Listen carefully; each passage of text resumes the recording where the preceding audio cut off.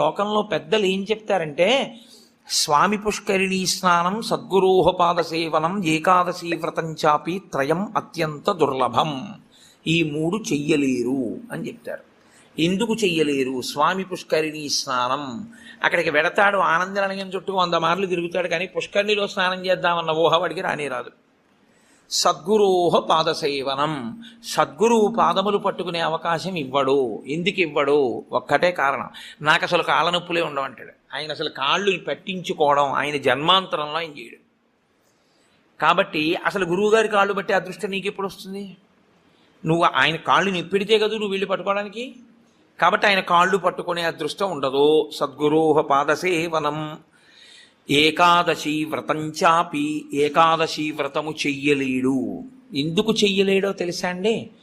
మీరు అంగీకరించినా అంగీకరించకపోయినా శాస్త్రీయం